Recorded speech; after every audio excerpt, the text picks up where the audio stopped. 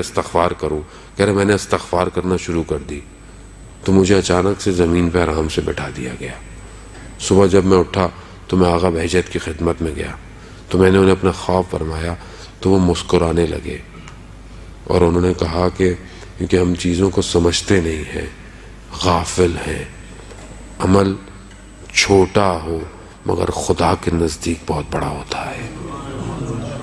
عزیزان محترم، استغفار آیت اللہ تحریری حفظ اللہ فرماتے ہیں استغفار تاریکی کو دور کرتا ہے.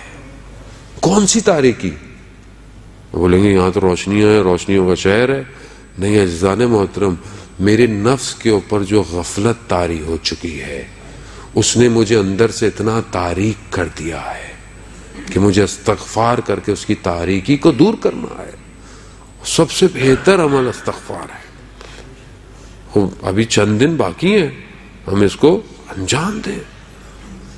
دوسری چیز اس مہینے کے اندر کہ میرے رسول خدا حضرت محمد مصطفیٰ صلی اللہ علیہ وسلم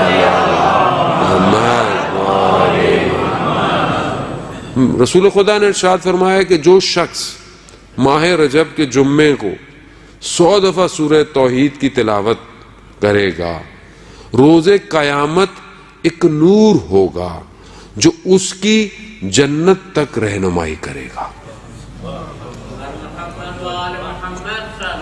اللہم صلی علی محمد. عزیزان محترم، آپ یہ دنیا کے بڑی بڑی سرچ لائٹیں، یہ بڑے بڑے ٹاور چمکنے والے، یہ یہیں ماند پڑ جائیں گے. وہاں روز ظلمت ہے، وہاں تاریکی ہے، وہاں کوئی نور نہیں ہے. یہی نور ہے کہ جب حدیث طولانی ہے کہ وقت نہیں کہ میں ابھی بیان کروں، انشاءاللہ فرصت ملی ایام میں.